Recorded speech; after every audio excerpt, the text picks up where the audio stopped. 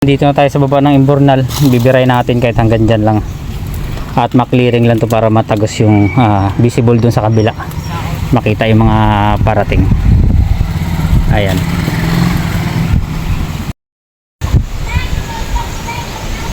Ayan mga kabiyahe, good afternoon. As of now is 1:32 ng tanghali po tayo.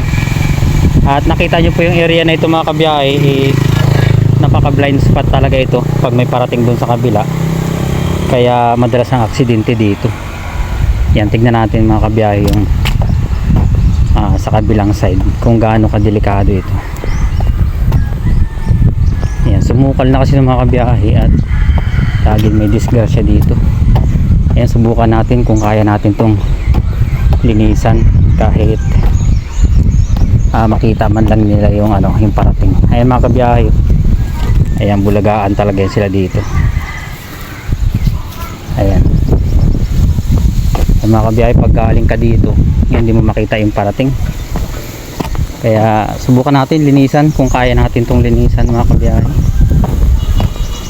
At dito paalam sana tayo sa may-ari. Ayan, blind spot talaga ito mga kabiyahe, yung area na ito. Kaya hindi talaga mapansin kung may parating. Ayan, lagi may disgrasya dito. Siguro linisan natin ito lang bandaw yung area na to para makita lang yung yung parating na sasakyan.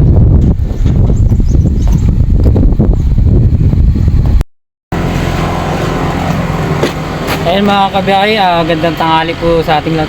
Sige lang, gandang tanghali sa ating lahat.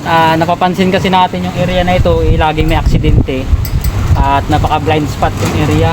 Nakita nyo pag may parating hindi makita dito. At ito napansin natin na kailangan na action nito mga kabiyahe. At tayo mismo nag-voluntary na lang tayo, linisan natin kahit yung ditong part lang para makita ng bahagya yung mga darating na sasakyan. Kasi maraming disgrasya na po nangyayari dito. Kaya subukan natin na trabahuin natin kung hanggang anong oras. At isa lang tayo tignan natin kung kakayanin natin. Yan, let's go.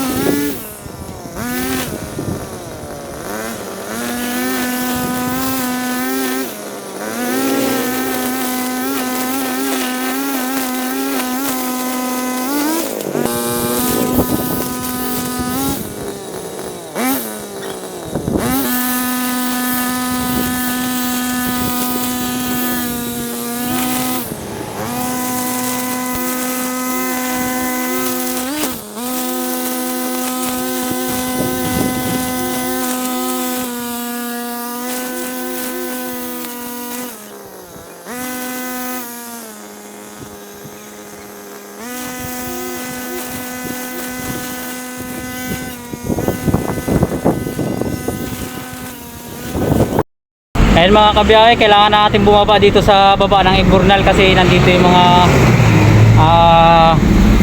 pinakamin sanga ng mga damo. Kasi dito sa taas puro talbos lang, kaya bumaba na tayo dito sa may kanal. Dito tati sila gagrass katirin mga kabiyahe. Dito na tayo sa baba ng Imbornal. Bibiray natin kahit hanggang dyan lang. At maklearing lang to para matagos yung visible dun sa kabila. Makita yung mga parating. Ayan. Shout out sa mga kaibigan natin. Hello, good afternoon. Alright. Natapos na natin sa baba mga kabiyahe at yun na lang i-clear natin sa loob. Hanap na tayo madaanan sa loob. At tatagos na yan, makikita natin. Visible na yung mga darating na mga sasakyan. Simula dito at sa kabila. Ay mga kabiyahe, medyo mahirap ang labanan kay mga ibang klaseng na ito, damo. Pero kayang-kaya naman ang grass cutter natin, hindi tayo iniiwan. Ayan, pasok tayo sa loob. Yan, tabasin natin itong mga kabiyahe sa loob para makita na yun doon sa kabila na nalinis na natin. Ayan. Hindi na tayo makalatag ng tripod natin dito mga kabiyahe kasi kugunan dito baka matumba yung ating cellphone. Kaya ay pakita ko na lang sa inyo mamaya pag may pagkakataon mabidyo natin. Ayan, natanggal na natin mga kabiyahe yung mga malalaking ipil-ipil. At sigurado kakayanin na rin ang grass cutter natin yan. Birahin na natin mga kabiyahe para mainit-init na to.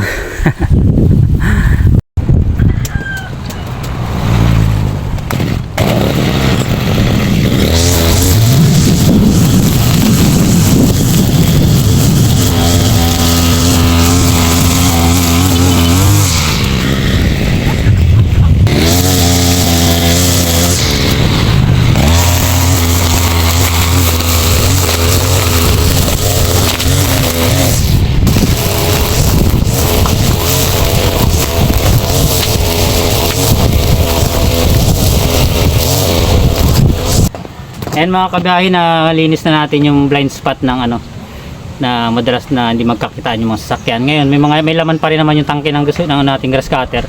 Diretsuhin na natin mga kabiyahe mo sa may simbahan ng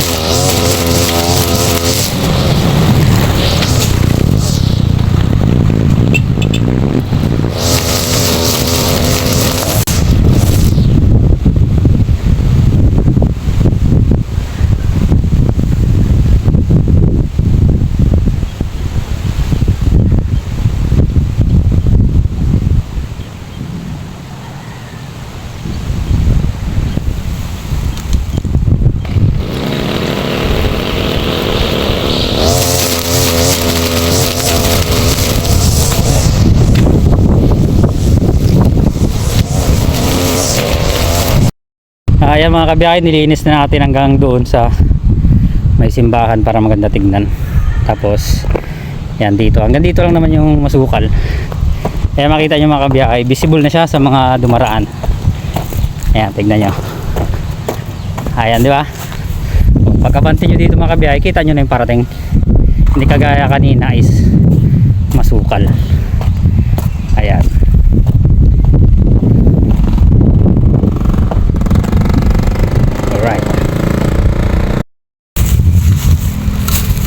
Ayan mga kabiyahe, visible na yung mga dadating na sasakyan. Is madali na makita sakali may parating dito. Hindi kagaya nakaraan talaga mga kabiyahe, blind spot yung kanina bago natin sinimulan. Ayan mga kabiyahe, at mission accomplished na naman po tayo. Kala natin hindi natin kakayanin at medyo nagloko-loko yung grass cutter natin. Okay naman, nakisama naman siya nitong huli. At ayan, basta kaya lang mga kabiyahe at gagawin po natin yan. At ayan, lagi nyo lang tatandaan na ang paggawa ng mabuti ay hindi magdudulot ng masama mga kabiyahe. At gagawin po natin yan hanggat nasa kapangyarihan natin ang paggawa ng mabuti. Gagawin po natin. Ayan, thank you, and ayan, have a good day po sa atin lahat. Ayan mga kabiyahe, mission accomplished na naman po tayo. Ayan, yung bago natin simulan kanina, blind spot po talaga dyan, may mga parating. na hindi mo nakikita, kaya madalas ang aksidente dito. At ayan mga kabiyahe, is kala natin hindi natin kakayanin sa sobrang sukal, pero medyo sinamahan din talaga tayo, pinakisamahan tayo ng grass cutter natin at talagang hindi nagpahuli kahit sa nga talaga mga kabiyahe, putol-putol sa kanya. Ayan kita na, sana malis na yung yung disgrasya dito at hindi na sila nagbubulagaan. Soon loobin mga kabiyahe, palitan na lang natin yung bulb na yan, medyo mahina kasi.